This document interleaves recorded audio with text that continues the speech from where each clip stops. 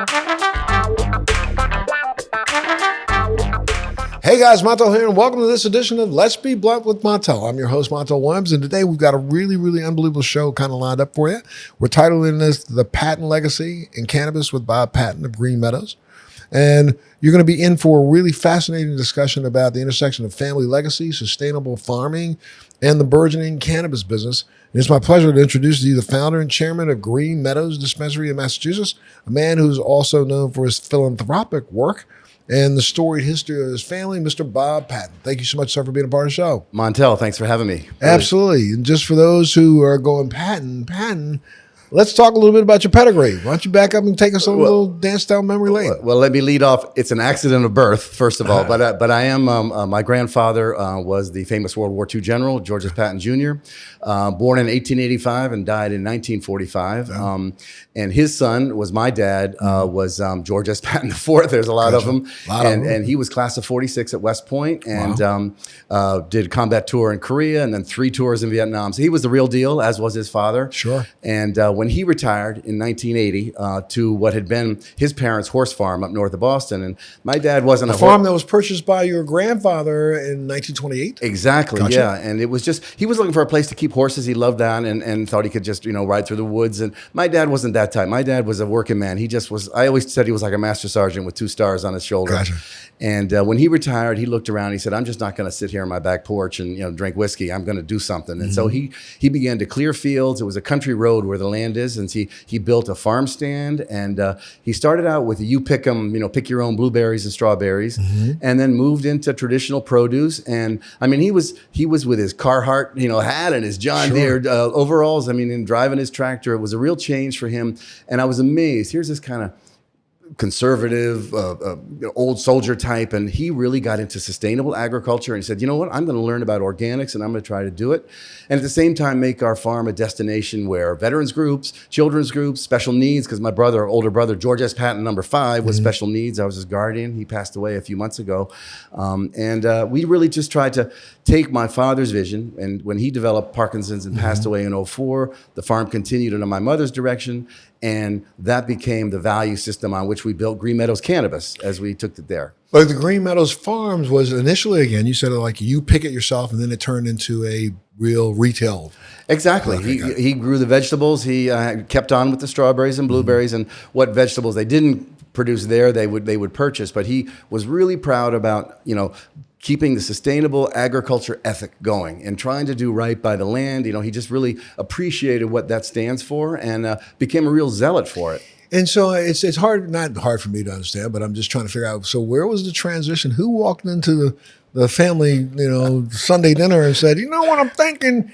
Now that Pops is gone, I'm just wondering, you guys, what do you think about cannabis?" Yeah, listen, Montel, you're not that far off. That's about how it happened. Gotcha. No, really, my mother was, my father had passed away in 2004 from Parkinson's and a terrible version of it, Lewy bodies, which is an element of dementia that goes with it. But in that period, my mother took over. But in 2017, she was pushing her late 80s and brought the family together. And I was sort of the oldest of the siblings, so I kind of got the chairman gavel, so to speak, at the kitchen table in my house. Okay. And there were my siblings and my sons and my sister's sons. And we sat around and we said, do we want to carry on as a traditional farm, or do we want to lease the fields? What do we want to do? Because we had different jobs. I'm a writer, had been in my early life. And so literally we got an idea really from my younger sister who had worked with veterans and said, what about growing cannabis on our farm organically and just making it available as a medical remedy? That sounded, first I thought, is the Patton family going to go into that? But we talked about it and we said, hey, maybe we can do it. And literally, Montel, we sat at the kitchen table and I said, okay, everybody, raise your hand. Do we want to jump into this industry? My sons had corporate experience. After college, they'd gone and gotten into business and knew that side of things. But to jump into cannabis, that's a whole new learning curve. As you know, I'm talking to a veteran of that that industry and you. And but we did raise our hands, and lo and behold, we jumped. And we began to look for properties and how we were going to get educated and try to find some good guides to help us. And I always say we made every mistake in the book. I was CEO at the start, and then my sons, God bless them, kicked me upstairs to chairman, where I can do less harm. I guess. Gotcha. Sure. And but no, we didn't do it on the farm there. Ultimately, it was kind of a white collar town, and they just weren't ready for cannabis. Gotcha. So we looked around, and Southbridge, Massachusetts, very blue collar, had lost a great industry there in American Optical, which had employed thousands. So they were looking for, and are looking always for, new businesses. They're very business friendly. Sure. And they rolled out the red carpet for us, and they said, look around, find some property, and we'd love to support you in building a cultivation and a manufacturing facility. And as I say, we carried it forward and got it going through 18 and 19. We built through COVID, which was its own challenges. And we opened our first dispensary in March. Actually, knowing when you went into it, you knew you were going to try to be a completely vertical, or did you initially start off just as wanting to be a grower and a supplier? We absolutely, in our naivete, said, well, let's just grow. We'll just grow and contribute. But in Massachusetts, if you want to be in the medical space, which is where we sort of oriented initially, Sure. You have to be vertically integrated. So suddenly we were in the retail business. We got to find a dispensary. And once you get into that, and the municipalities, listen, they all respect the medical and what it can do. And I know this is something you've dedicated so much of your post-military career to. But for us, we thought it was the right place to be in medical, but you really have to move to adult use as an economic matter. Sure. The municipality gets a little more income from, what you make. And so we got into it. We're very comfortable with that. I'm very proud of what we've done. Lord knows your audience can't see me, but I have snow white hair, and it used to be brown when I started. Sure, no, I'm with you. Well, this industry has gone through its trials and tribulations, and when you go back and start when it was just medical, even though we are calling it adult use, I still like to make sure people understand that the line between the two is so thin and not that far between, because the truth of the matter is, I think anybody who gravitates towards cannabis over, let's say, alcohol or other forms of pharmaceuticals are graduating or gravitating because of a medical reason to begin with. Whether they will admit it or not, but if I walk in looking for something to help me sleep, that's a medical reason. If I'm looking and walking to help for something to help me, relax when I come home from work, medical reason. I couldn't agree more. And I think the word that sort of captures it for me between on the medical side and the rec adult use side is wellness, individual lifestyle wellness. And one of our mottos is we want to improve lives. That might be a long-term pain for an old soldier. That might be sleep or anxiety or isolation issues, PTSD sort of associated symptoms. On the other hand, it might be just relaxing at night, maybe substituting it for that, that opioid or that glass of scotch or whatever it might be. And so we say it's about wellness, and it's about finding a spot for you where, in whatever moderation, whatever sort of potency and amount you want, as long as you can feel that it contributes to improving your life, then we're here to support it, whether we call it adult use or medical. Because I agree with you 100%. They're merging. They're merging. Absolutely. They've never really separated. It's just Amen. We the municipalities have tried to figure out ways to get to separate that, which is going back to the beginning of the reason why it's made illegal, so municipalities could figure out how to get some tax dollars out of it. They couldn't figure it out, and they still haven't figured it out. But now, you also, at the same time that you have been launching this endeavor, you've been a writer. You've been talk a little bit about these multi-careers that you have. Well, when I got out of college, I got out of grad school, I was a journalist for a couple of years. And then, I made that crazy left turn. I'm going to go off and write the great American novel. And I have published 7 books, Gotcha. And both novels and histories. My very first one, which was published by Crown, was a memoir of the family. There were enough neurotics in my ancestry, not just the famous general, but that saved every letter and every sort of diary entry that they might have had. So I was really able to construct a story of a family, Gotcha. Going back a couple of hundred years. I always say we're all immigrants. Most of my forebears came, a longer time ago than many. But I always like to interject. My wife is a first generation, and her family came through Ellis Island. It's the American story, and to bring that together in our family has always been very important to me. But I did start writing, and I wrote the family memoir, a couple novels, and I actually brought you a gift of a couple of books, which I'll burden you with later. But no, thank you. But no, I sell just enough to where my agent returns my calls. There you go. Yeah. No, that's feel. I'm working on my 9th book right now as we speak. God bless you. It ain't easy. It ain't easy. People don't understand how it's not easy. One of my favorite writers is John Updike, and he always said, in writing, you go it alone. And that's ultimately what you got to do. You go it alone. And I admire anyone that can grind it out and produce those pages. Absolutely, you have to. So now let's talk about, so while you were launching this burgeoning cannabis industry, you're still writing. My publisher was a little bit, I had signed a contract. I had written a book about, a nonfiction book about Revolutionary War privateers that was published in, as I recall, '09. And then I'd written a couple of things since then, but then another publisher came to me and wanted to do a series of historical novels based on that. And so we started that. They signed me up for a few and actually paid me in advance. And off I went, started working. And then this cannabis opportunity came, and my sons, as I say, are really capable. But once you get in it, you either got to give 110% to this industry or not. So I was very grateful to my publisher to say, listen, I'm still writing it, and here's a few hundred pages to prove it. I offered to give back my advance, and they said, no, go ahead and do that. But oh, by the way, we also want a memoir of your experience in cannabis. So they got a twofer out of me, and I'm happy to say I'm employed by an actual publisher, and while I'm still trying to keep this company toward what I think it's going to be ultimately. Absolutely. Let's talk a little bit about this company. Let's go back to, Green Meadows. First off, it's built with a attitude towards sustainability, right? And go ahead, tell me a little about it. Well, again, we decided from the beginning, we wanted to do good, but we wanted to do well. I'm a capitalist, and we wanted to have a profitable business. But I really did feel that if we were going to take the name of my father's farm and my mother's farm after him, and to carry those values forward, we had to be a little bit more than that, Right. So, and again, I'm all for going out and making money, and that's what I'm happy to try to do for my family and for our community and for our investors. But we do try to keep an eye on why we got into this, and eco-friendly, try to sustainable business. Yeah, so we use all organic inputs. We use living soil. We really try to it's all, you can't on a national level say we're organic certified in cannabis. That's not available. You have to really sort of prove it to your the people that you're supplying, and you can go and get some inside industry inspections to verify that you are indeed adhering to these principles of sustainability. And again, it's harder. It's the costs are easier if you use non-organic inputs and fertilizers and such. But we really said, I think it will ultimately make a better product, better terpenes. We get to still get the total active cannabinoids up there so people can get the potency that they're looking for. But as part of the industry, Montel, for sure, we also recognize that not everyone can come in and maybe hit that slightly higher price point for a Green Meadows organic flower. So we are very proud to also have a value line, which we call At Ease, which is tested and really good product, but it doesn't have quite the strictures on it of the organic. So we want to make sure that we listen to what people want. And some folks, if they come into our stores at $15, I want them to find something quality that they can leave with.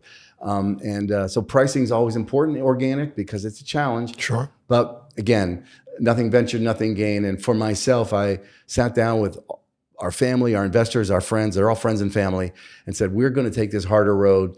We're going to try to compete price-wise, compete with customer service, compete with the values that we try to embody as a company. And I'm proud to say that that we're finding a road that's really been rewarding. Well, it's very interesting because my staff went in and paid a visit to your group about a week ago, and they walked away extremely impressed with the fact that you have such a group of employees that are as knowledgeable as they are. They seem to understand the importance of education, making sure that they pass on that education to their people who are coming in the door. You have how many facilities now? Two? We have a 30,000 square foot grow and manufacturing facility. And then this is in Southbridge, Mass, which is just over the Connecticut line off 84. And we then also have in the same 19th century mill building, we have a dispensary there. Beautiful. We converted it, with the 20-foot brick walls and exposed ductwork. It's really quite beautiful.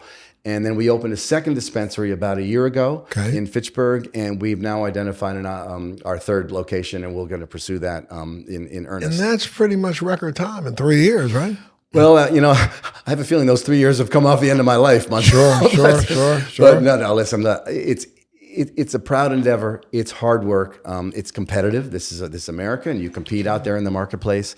But I would like to say, I always like to point out, having jumped into this industry and now been at it for, since 2017, one of the really interesting things is to learn how what we might call cannabis culture interlocks with corporate's sort of a bad word in this industry, but you know what I mean, with business rigor, with understanding that, you gotta, if you're going to be sustainable and you're going to be organic, you have to be that. You can't cut corners. Sure. If you're going to run your business and you're going to be as compliant as the Commonwealth of Massachusetts requires us to be, you can't just kind of wing it, Right. So when I've seen people that have come in, whether they're grandparents like me working for us or someone that's tattoos and dreadlocks that's turned 21 last week, they're working for us. And when I see them coming together and understanding that, yes, it's cannabis. We never want to forget the history of cannabis, the controversy that it comes out of, the legal difficulties that it's brought to so many communities that we're trying to be a part of rectifying.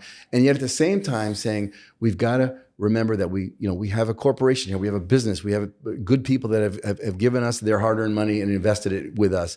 And when I see people that I would never have expected to say, you know what, I get it. And I want to come in and I'm going to be, I'm a cannabis person. I believe in it. It helps my lifestyle. But I recognize that this is a really regulated industry, and there are challenges. Growing can be tough, particularly organic. And when I see them rise to that, I really get a good feeling that this industry is going to strike a path that a lot of people don't think it's going to, and I'm sure it will. Well, I'll tell you, your lips to God's ears, because I think the industry, from my perspective, is as much trouble as it's ever been in.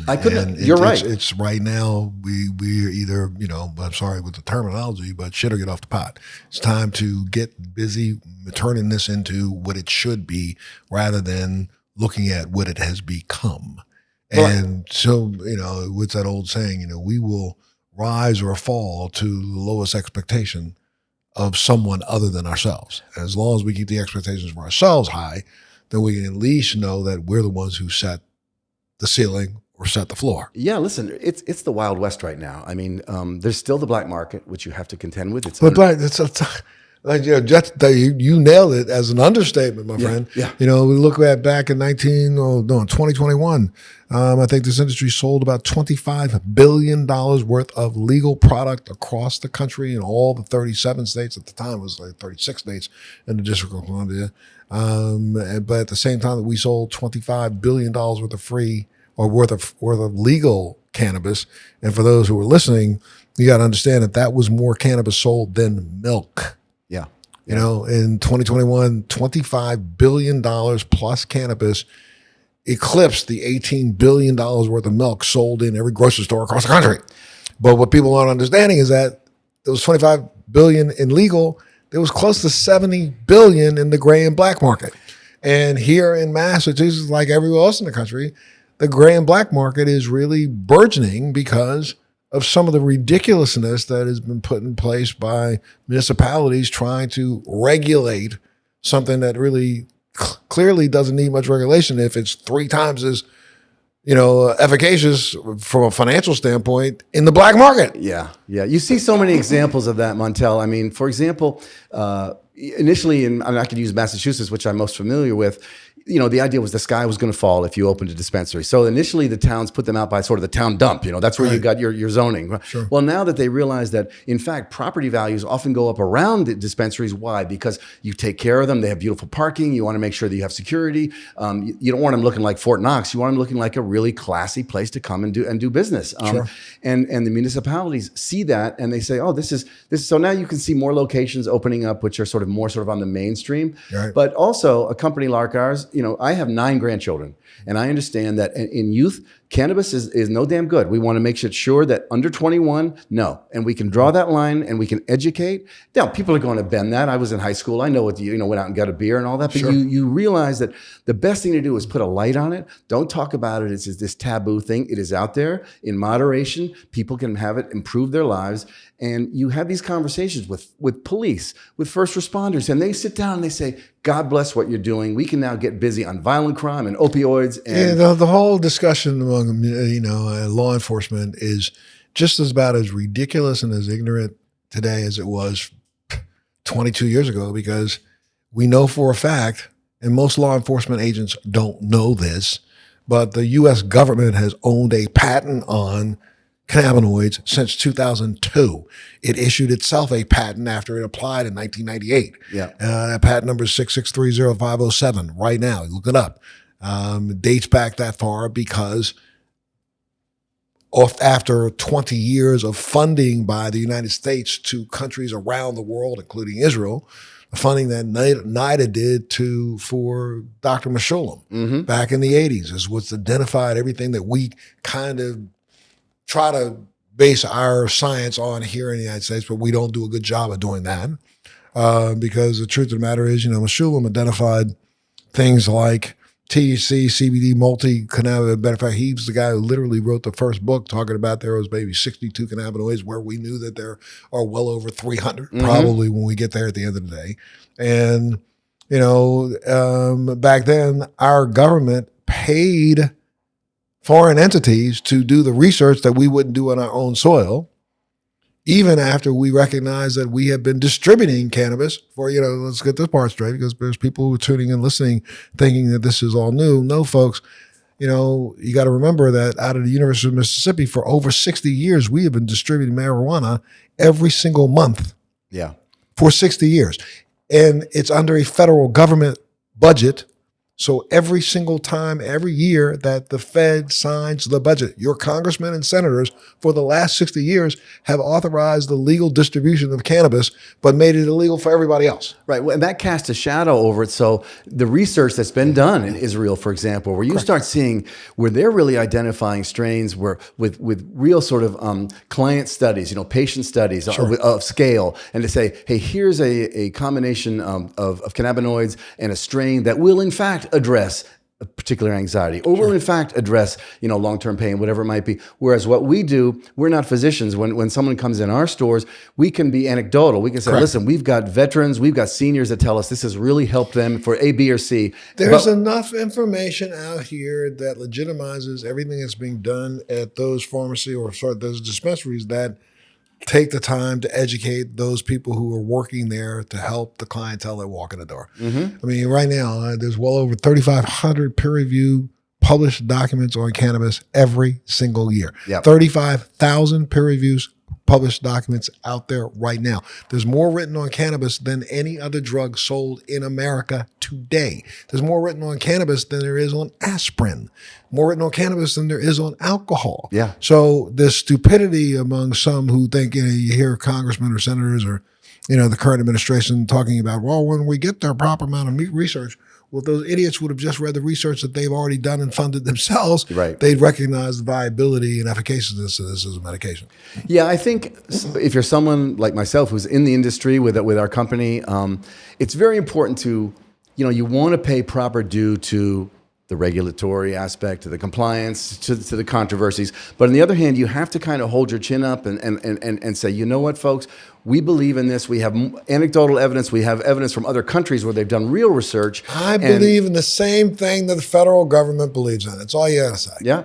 And they've believed in it for the last 40 years. So if they believe in 50 years, they believed in it, I guess I'm doing the right thing. Well, that's right. No, I guess since the new attitude is that anything in science is obsolete or doesn't work, I guess you could then think that cannabis doesn't work, but it truly does. And I'm glad that your approach to this is such that at least it provides some legitimacy to those who are looking for products that can change their family's life. Listen, as I say, I'm related to General Patton of World War II. And a lot of people sort of say, they presume he must have been a right winger or whatever. And then, and then they see our family in this industry and it kind of perks people up. Not that, it's an accident of birth, as I said, that I'm related to him, but we do try to carry forward those values in a larger way. Sometimes people say, what would the general have thought about cannabis? And I say, listen, he died almost 3/4 of a century ago. His head would have exploded had he thought of it, but he also believed in taking care of his soldiers. And if he felt it was doing some good for them, particularly post-deployment and when they're out of uniform and can help them reestablish with their families, whatever, and get them off opioids, which we know killed thousands and thousands every year. And continues to. So again, I can be very adamant on one hand about it, and then the other hand, you be very circumspect. I said, it is controversial. We don't want youth having it, but on the other hand, to sit there and hide it under a table and not talk about it, all you're going to do is get it more and more into the wrong hands, and the wrong people will both get the money from it and the effects. And what's really silly though is the fact that when we think about it and try to, and I agree with you, it's not something that needs to be in the hands of children, but at the same time, This has been something that is part of who you are and what you are as a human being. You are a mammal. Every mammal on the planet has an endocannabinoid system. Those endocannabinoid systems has been there. And then for those who don't understand what I'm talking about, you can look this up yourself. The endocannabinoid system is, if you will, for lack of better terms, is kind of like a secondary sympathetic nervous system that literally has been there. We create in our own bodies what we call endocannabinoids, which are similar molecularly to what's in the plant. The plant helps to agonize that in the human body to help you actually produce more. It has been only because of prohibition of cannabis use in the last 120 years that we've seen the proliferation of certain types of autoimmune diseases and other diseases that we never saw before, because most people in this country don't understand that rather than what you believed in your life that this country was built on tobacco or cotton, no.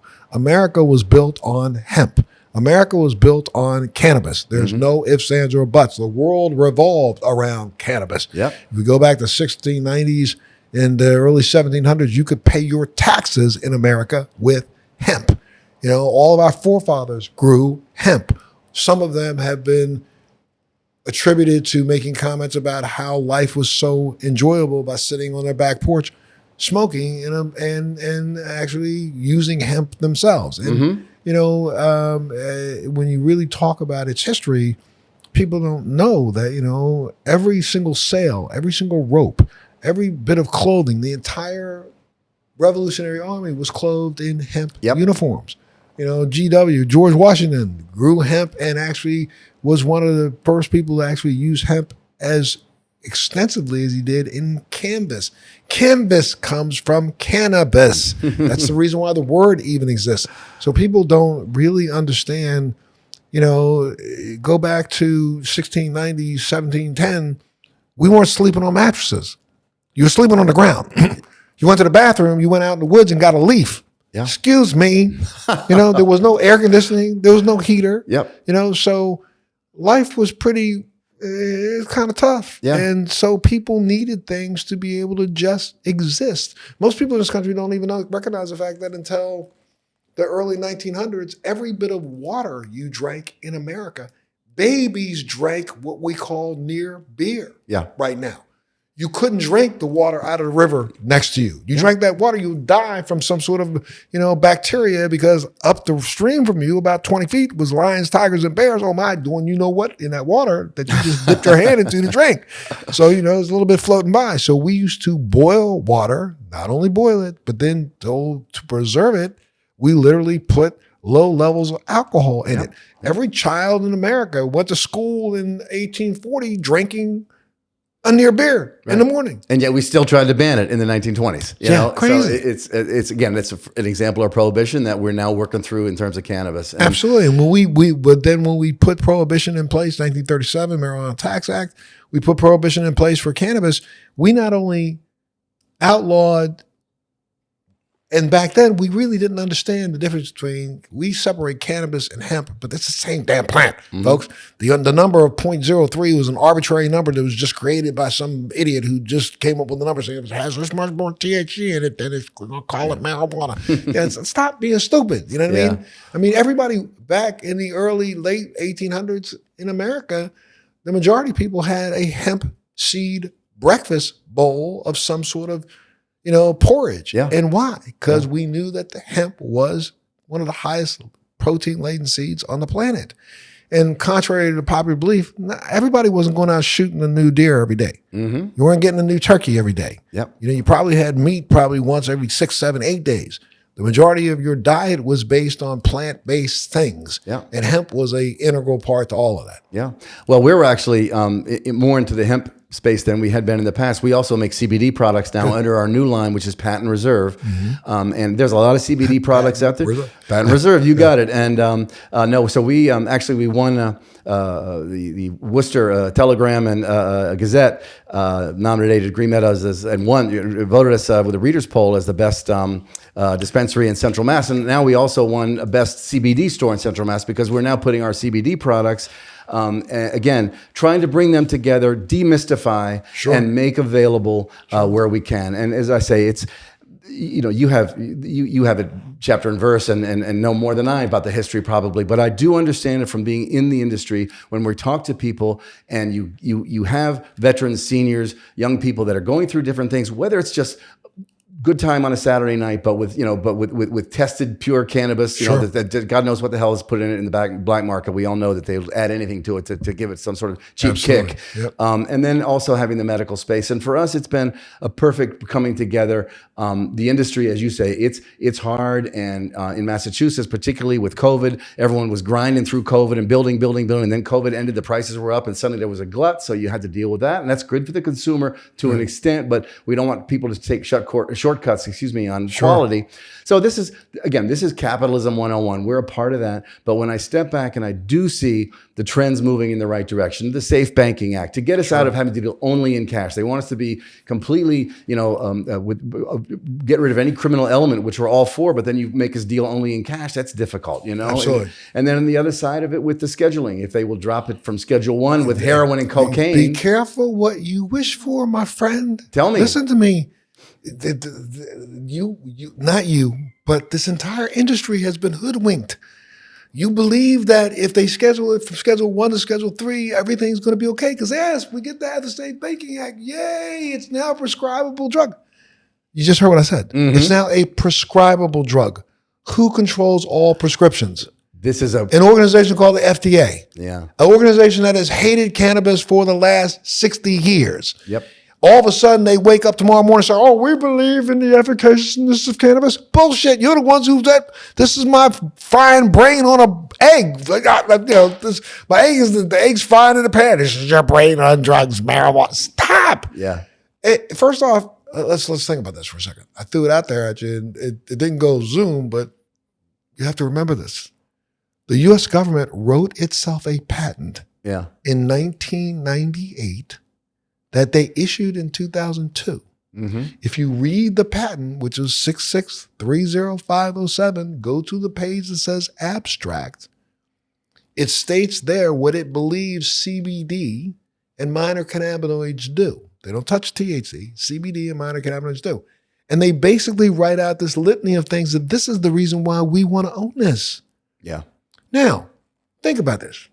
If next month the DEA reschedules this to Schedule 3, do you think they have not been looking at how to rape this industry and get more money out of you? They're coming, brother. Let me tell you. They could walk into your dispensary tomorrow and say, excuse me, any product that's in this entire store that has CBD in it or any other cannabis, take it down now. Yeah. If you sell it tomorrow, we will arrest you for infringing upon a federal patent. Yeah.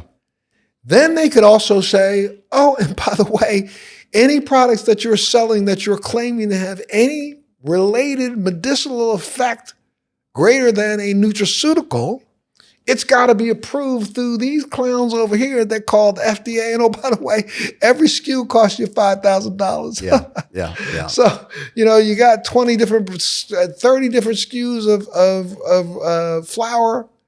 They could charge you, what did they say? I'm charge you $20,000. Yeah. No, listen. You can't sell it without $20,000. Pay me. No, we're very wary of that, but you're right. You could get caught up in the challenges of the moment and not realize that there are forces working around us in the industry, big pharma, all that. They've got our eye on it, and nefarious as it can be. No doubt. There is nothing. This transition is not going to. The only way this works is if they completely deschedule, make this a nutraceutical, leave it alone, which they can't get out of the way. They just can't.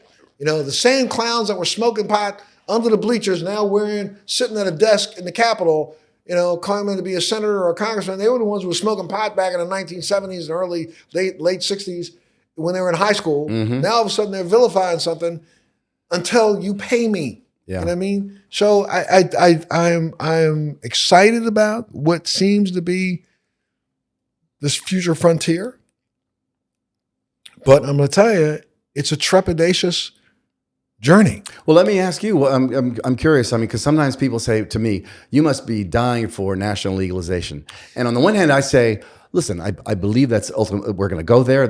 But do I want semis of sort of mediocre cannabis coming in from California and just dump it in the market? No, we need a small independent company like us needs a chance to sort of build our brand. To show why we can be, Sam Adams to Budweiser or something like that. And so we do think about that. The wheat will rise above the chaff if this is done correctly.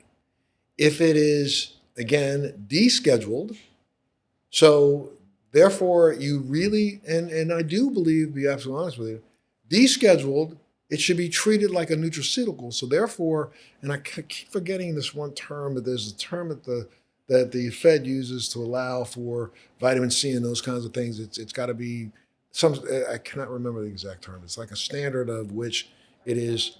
What's that? I'm sorry, I didn't hear. ppm parts per million. No, not parts per million. It's I'm sorry, I just pulled my headphones off. It's the term. It's your show. You're allowed to. Yeah, it's like a term that means considered safe for human consumption. Mm-hmm. Just the basic term for safe for human consumption, meaning Right. that you have, a quality kitchen that's preparing the product.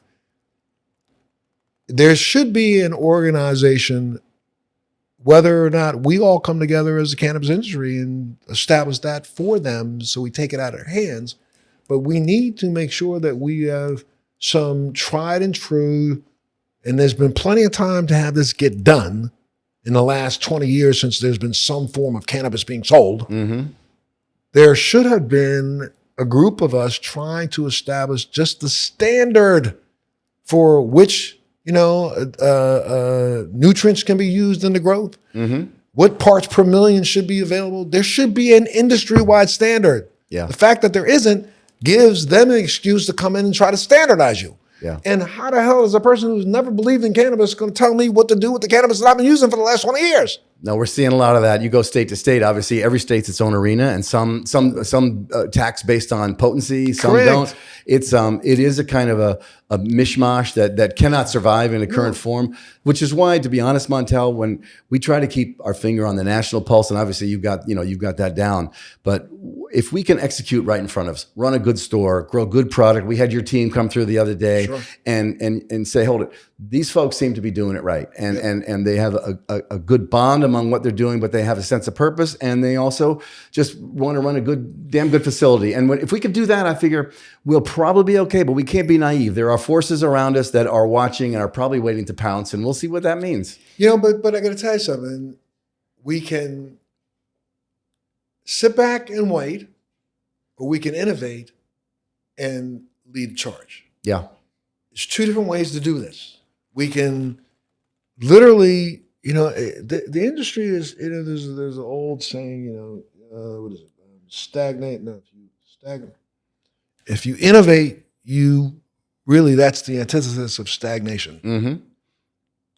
We have to think in terms of cannabis and innovation in cannabis, not just in growing mediums and extraction opportunities and new products. Innovation also means how to literally move the entire industry forward. The thing I think this industry is missing the most is that we don't have a collective group of people who understand the importance of the idea of a rising tide lifts all boats. Mm-hmm. So we've got to break down some of these barriers of people who are just afraid of somebody taking 1 square foot of your little footprint. Stop. 2, this industry has got to come together in some way to form I don't know, what do you want to call it? A organizational group that leads the charge in more direct, I don't know, what do you want to call it? Is lobbying? It is in a way. Lobbying. We need to go back to the grassroots of this to help this move forward. If we don't, it's going to stay stagnant where it is right now, and the Fed's going to jump on our head. We've had conversations, and again, we're still a small player. I think, Sure. I like to think that we're out of the crib now and staggering along. But we've talked with folks that want to sort of bring these industry folks together and have, for example, we think of the milk industry, Got Milk, remember? And then you would have sort of your in-house sort of testing and sort of standards that you'd have to meet. Sure. And you could say sort of, a good housekeeping seal kind of a thing, where you get together and say, these companies, they're still sort of outside the legal system on the federal level anyway, but they have taken on the responsibility of monitoring one another, of judging one another. That's where, for example, we can claim to be organic because we are, but anyone that comes through can see our input, so we can say that. And you have to look for that in-house kind of recognition, in-house by which I mean in industry, inside the industry. And that's probably one of the most heartening things to say. I'll get on my soapbox for a second, Montel. When I stand in our dispensaries and others, and I think about this country right now, and everyone politically is in these different corners, and who belongs to what group and all that, and it's very sad for me. And I think, God, we have so much more in common. And when I sit in a dispensary and I see young folks, old folks, I see a man with a banker suit on, and someone else has just come from the gym, and there's a housewife has come in from the store, and they're all talking not about who's pissed off at the next person about politics or whatever. They're talking about cannabis and what it can do for them. Remember, January 6th, every congressman and senator will tell you the same thing. There's a lot of pot smoked in the Capitol. It was reeking everywhere. So it didn't matter whether or not you right, left, or whatever. People came together to destroy a national monument, but they did so smoke a pot. And I'm not trying to blame us. No. But you understand what I'm saying is that it's not a right thing. It's not a left thing. It's a human rights thing. And from my perspective is when I say human rights thing, if I were not born with an endocannabinoid system, I don't think I'd be able to talk this smack. Yeah. But clearly, since this was something that in those who claim to believe in God or believe in whatever, gifted me with that at birth. Mm-hmm. It's something that should be fed. Yep. Something that should be nurtured. Your endocannabinoid system. And it's nurtured and fed through the use of cannabis because the molecules of those cannabis plants antagonize our endocannabinoid system to make us produce the things that are really the true components of life. Yeah, no, listen, you've got the science down, and I really commend you for that. And I have a lot to learn there, but I can understand the complexities as I read the research, and I do know, and I know you'll agree with this, we are the tip of the iceberg in terms of what we have come to understand about the possibilities of this plant. Brother, we are literally the Wright brothers pushing that motorless thing downhill, trying to figure out whether or not to get off the ground, because and we have so much more to come. There's so many more ways to do this. There's so much more research that needs to still be done, because again, because of the federal prohibition, we also not only prohibited its use, we prohibited its study. Most people don't know that. In 1937, they stopped the ability to even study cannabis. Well, that's the great lack that you've just pointed out, that there is so much knowledge, and I say some societies, and Israel's been in the forefront of much of this, are really able to study it, with real medical standards, with real peer-reviewed standards, and saying this strain, this combination of cannabinoids can appears to do this, and it's not just someone saying, "Oh, my friend told me that really helped him sleep." No, this will help you sleep, or this will help with your long-term pain. Sure, because we're now starting to identify that at least the research is being done and there's published. We've known things about the cannabis plant that all of a sudden people act like there's a light bulb going off, but this light bulb went off back in 1982. It's been there. We've known about CBN, we've known about CBC, we've known about CBD, we've known about the acid version of every single one of these things, from THCA to CBDA to CBVA to we've known about all the variants. CBT is a new one that's out now that everybody's talking. So we know that there's probably well over 250, maybe 300 cannabinoids, and we're just barely starting to scratch the surface and understanding their balance between the terpenes and the flavonoids that are part of the plant. So as we move forward and start to recognize, and this is all stuff that's been around for not like the last 5 or 6 years, it's been around for 30, 40 years. We've known about terpenes for 30 years. We've been identifying different types of terpenes, not just the terpenes in a plant, in a marijuana plant, but in every single plant in the planet's got a terpene. Right. The trick, Montel, that I find is that the elements of seriousness in the study and in the possibilities are very real. And yet as a company and as a purveyor of the product, we always say, let's not lose the fact that it's also it's a social lubricant. It's fun. It can, so you never want to take the fun out of cannabis, just like you don't want to take the fun out of a nice beer. It's the same thing. But so being able to balance the two has been really interesting as the head of our little company and all the rest. And someone like you, passionate about the science side of it. I know it's helped you medically and all this. And so it comes from a really deep place with you. And likewise with me and the vets that I've seen that have really been helped with it. And then I also say, but let's not forget, this is a social element which can be a bonding agent for people. It's good, if you are of age and you can, you're in a good place to use it for fun. It's fine. So we try to walk that line as a company. Right. You come into Green Meadows, we can put you with our medical folks and they can get real serious about what you're looking for. Sure. Or if you're looking for something for a good Saturday night, we can take care of that too. And you got to be able to walk that line in cannabis. Absolutely. And do that where the most hard ass on one side can at least say, you guys are doing it right. And on the other side, who doesn't want you to be too corporate and wants you to always be loosey-goosey, it's cannabis. You got to be able to walk the walk with them too. Sure. And it's tricky business that way, but it makes it interesting. Absolutely. Now you guys have a pretty powerful veteran project going on. Why don't you explain what that is? Well, we established our own, we were always, as a family, and my parents were very, the farm that my parents ran, Green Meadows, the original, was a destination. They would have veterans groups coming, also, as I said, special needs, children's groups, arts groups. But when we carried that value system into cannabis, we wanted to make sure that we did more than that. So we did open up our own 501c3, which is the Green Meadows Patton Family Alliance for Veterans. Okay. And we work specifically with our local areas, local veterans groups, but also StopSoldierSuicide.org, based in Worcester, fantastic organization. Sure. And the Black Veterans Project is another one that we support. And again, it's we would have done it. I like to talk about it, but I talk about it because it's quietly something that we've been able to do. And what's most gratifying for me is other stores, other operators who are quote unquote competitors have reached out to us and said, hey, can we contribute a little bit? So we had a wonderful ceremony with Six Bricks Dispensary in Springfield, Massachusetts. And they made a big contribution to our nonprofit, which we're going to put right to work. We don't take anything, we don't skim anything off of it. Sure. And it's something that's very important to us. Again, it's cannabis. It's a good time. It's fun. It has a wonderful history. It's also a really important medical component of what people are more and more migrating to as opposed to pharmaceuticals. And oh, by the way, the revenues that can come out of it can do very, very good things for all kinds of different initiatives for veterans, seniors, children's drug education, whatever it might be. Sure. Why don't you take a second to give us all your stats, blow through all the, website, You got it. Listen, greenmeadows.com.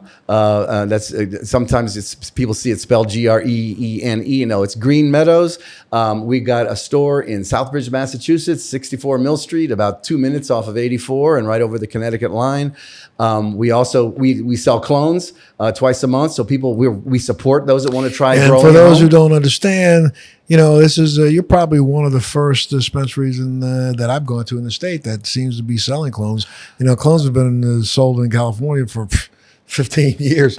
You can go in and get a clone, and but the fact that you guys are selling those. Hey, shame on me, Montel. I was saying, what the hell are we going to sell clones for? They won't need us anymore. And they said, no, but you build such a relationship when people come in and they buy a clone that you've supported. It's hardy. It's a strain that will grow. Let me tell you something. 9 out of 10 people who buy that clone, all 10 of them may grow it, but only 6 of them are coming back. Yeah. I mean, they're not trying to knock it, but there's an art to growing cannabis.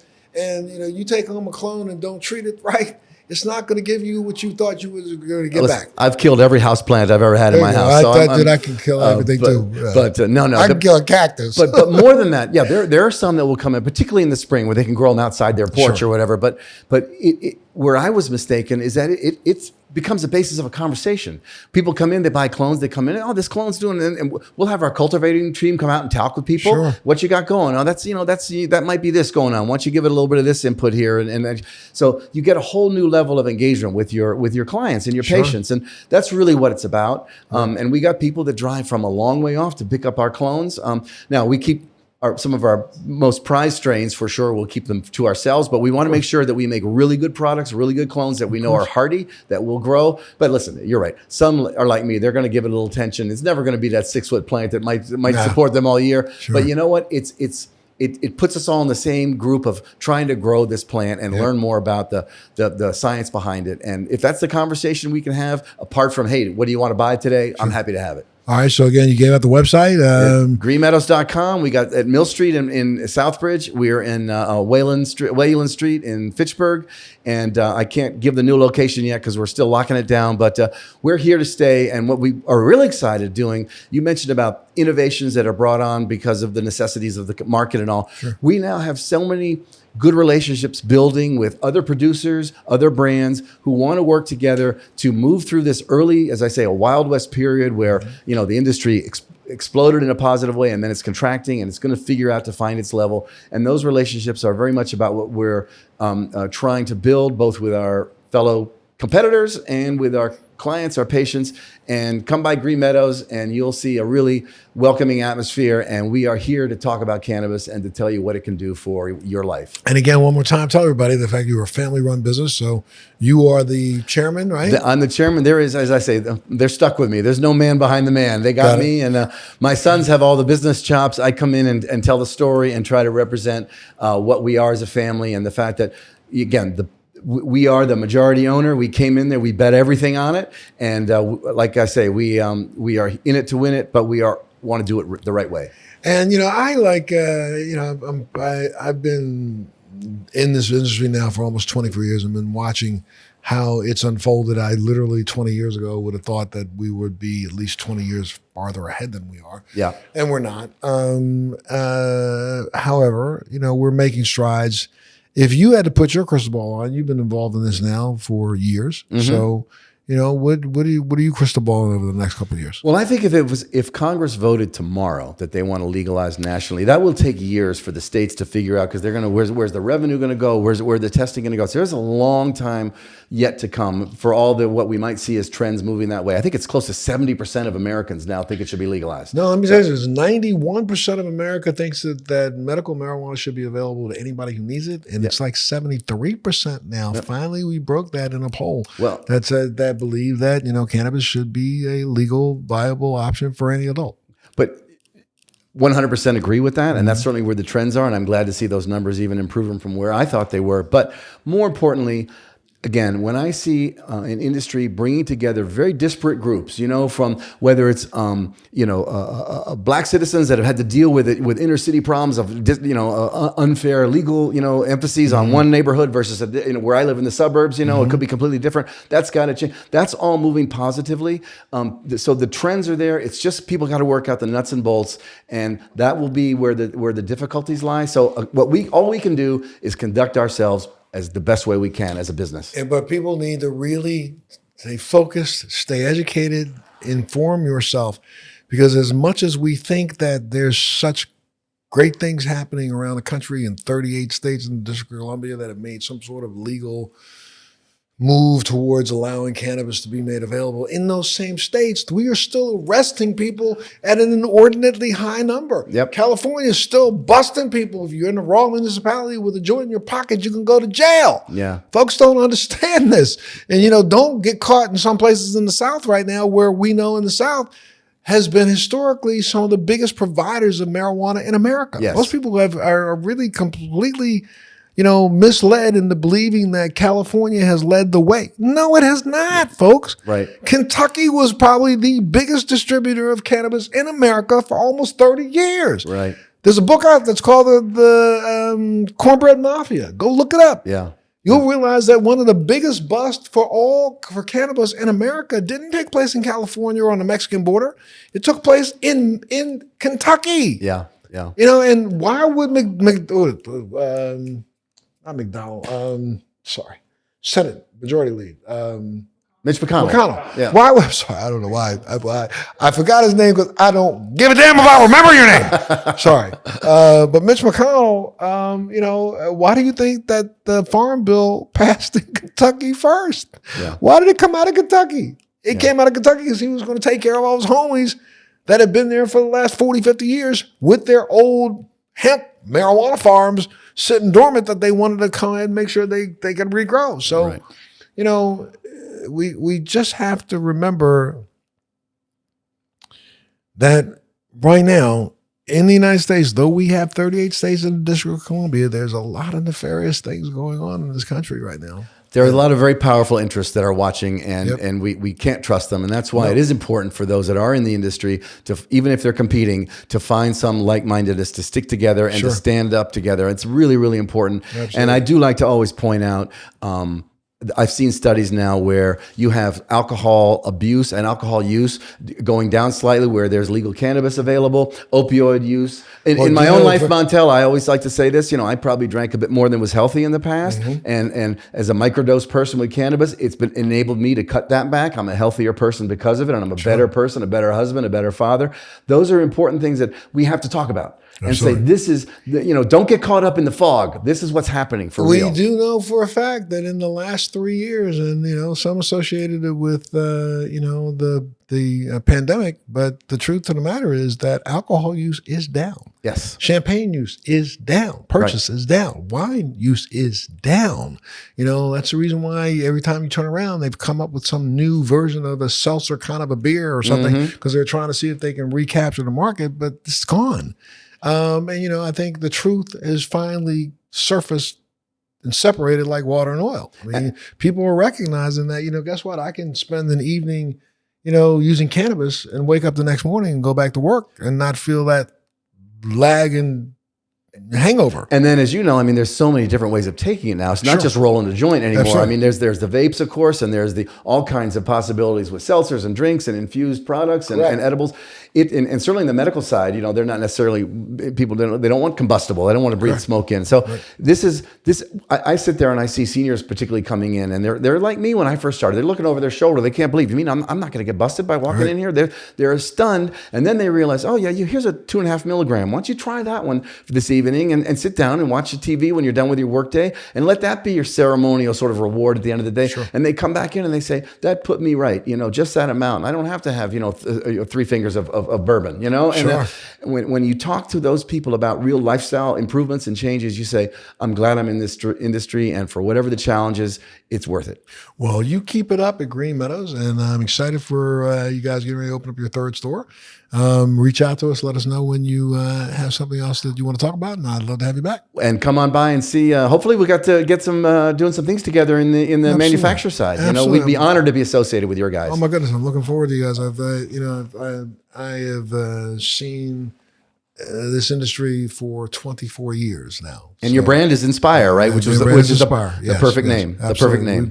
We haven't had. We've been here now for what is it? 2.5 years, Keith? Yeah, we've been here for like 2.5 years, and we're about to get into Georgia, and we're kind of bouncing around in some other states, but we're looking forward to. I like the rest of the industry, just like that wooden plank going down the hill. We're barely scratching the surface.